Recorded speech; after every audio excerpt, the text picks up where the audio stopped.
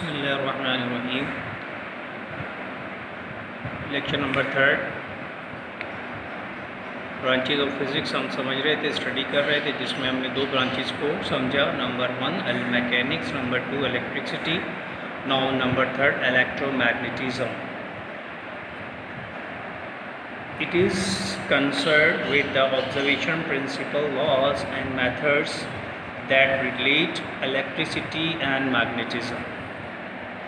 Physics की इस branch में मैग्नेटिज़म में हम ये बात समझते हैं कि इलेक्ट्रिसिटी और मैग्नेटिज़म में आपस में क्या रिलेशंस हैं, और इसकी हम ऑब्जर्वेशंस मुशाहिदात करते हैं, इसके असूल, इसके लॉस, कावानीन और उसके मैथड और मैग्नेटिज़म में क्या चीज़ जो है वो रिलेट करती है।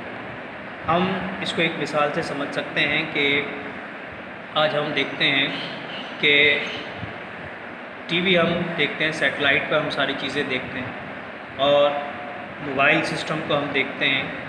तो जब हम एक बंद कमरे में बैठे होते हैं तो हम कहते हैं कि सिग्नल्स नहीं आ रहे।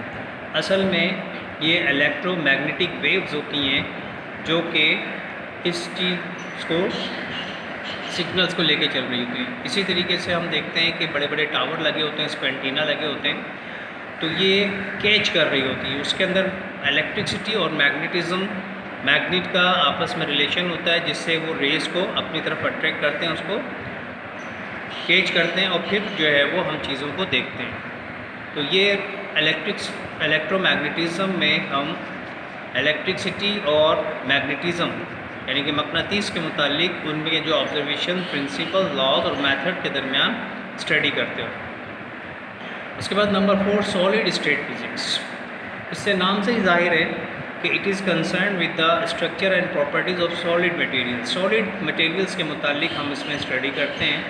हमें मालूम है कि मैटर 3 स्टेट्स में पाया जाता है, सॉलिड, लिक्विड एंड गैस। तो सॉलिड के मुतालिक हम इसमें स्टडी करते हैं कि इसका स्ट्रक्चर कैसा है, उसकी प्रॉपर्टीज़ क्या हैं।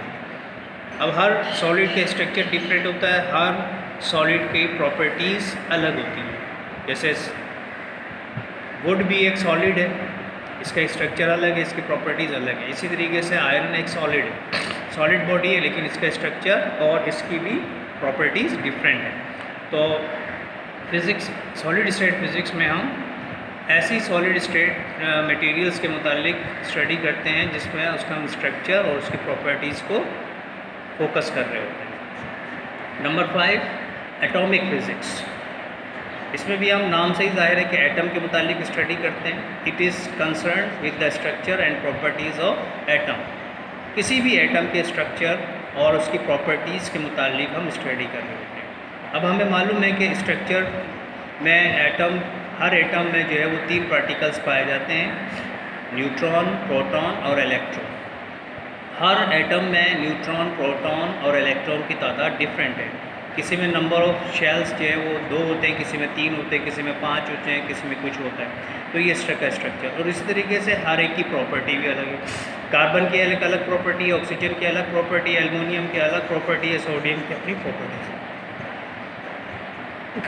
तो हम एटॉमिक फ़िज़िक्स में एटम के स्ट्रक्चर और उसकी प्रॉपर्टीज़ के मुतालिक स्टडी कर रहे हैं। Number 6 nuclear physics. It is concern with the structure, properties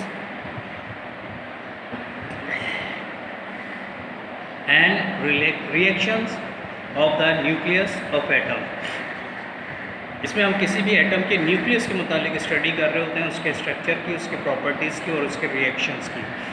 nucleus में 2 चीज़ें होती हैं, 2 पार्टिकल्स होते हैं, न्यूट्रॉन और प्रोटॉन। हर एटम के न्यूक्लियस में न्यूट्रॉन और प्रोटॉन की तादाद डिफरेंट होती है। इसी तरीके से उनकी प्रॉपर्टीज़ भी डिफरेंट होती है, और इसी तरीके से हर एटम का न्यूक्लियस दूसरे एटम के न्यूक्लियस के साथ जो रिएक्शन करता है उसकी भी